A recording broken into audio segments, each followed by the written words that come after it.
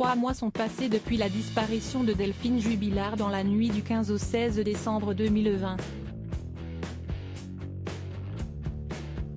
Alors que l'enquête se poursuit, de nouvelles informations relayées par Le Parisien révèlent ce qui a provoqué la rupture de la jeune infirmière avec son mari et père de ses 2 enfants, Cédric Jubilard. Fin juillet 2020, 2 événements avaient fragilisé le couple. Dans un premier temps, Delphine Jubilard n'avait pas supporté que son mari ait mis un terme au contrat à durée indéterminée qu'il venait d'obtenir sous prétexte de problèmes relationnels au sein de l'entreprise. Quelques jours plus tard, la goutte d'eau. Les gendarmes débarquaient à leur domicile alors que Cédric Jubilard aurait laissé sa voiture en panne garée un peu trop longtemps près de la mairie de Cagnac-les-Mines. Alors que les travaux extérieurs de leur maison n'avançaient également pas, c'est face à l'apathie de son mari que la jeune femme a décidé de divorcer. Dans un entretien accordé aux Parisiens, des amies et voisines du couple ont accepté de se confier.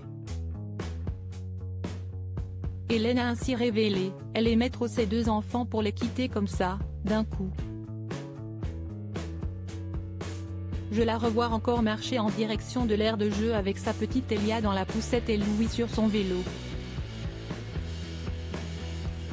Une amie qui souhaite rester anonyme a confié à propos de la relation extra-conjugale de la jeune infirmière, Delphine me disait que cette personne lui faisait du bien et qu'elle pouvait lui parler de tout. Mais je ne sais pas de qui il s'agissait. Je lui avais juste conseillé de faire attention. Enfin, Amélie a ajouté, nous avions fini par deviner qu'il y avait quelqu'un dans sa vie, mais nous ne savions pas plus. Delphine était très discrète. Cédric Jubilard est-il prêt à refaire sa vie? Me Jean-Baptiste Allary, avocat de Cédric Jubilard, s'est longuement confié dans les colonnes de Femmes Actuelles. Alors que la femme de son client souhaitait partir avec son amant, ce dernier a assuré, il se doutait bien, vu le temps qu'elle passait à échanger sur son téléphone, qu'elle était en train d'organiser sa vie ailleurs. Une vie de célibataire ou une vie de couple? Je ne pense pas qu'il ait eu connaissance d'une liaison consommée.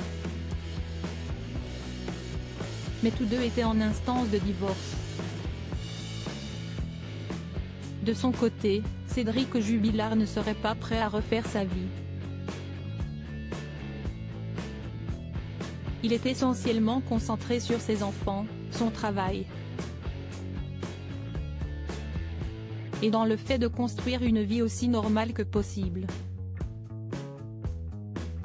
Il a tout de même été obligé de monter un mur devant chez lui pour que les intrusions de journalistes ou de badauds cessent, a confié son avocat.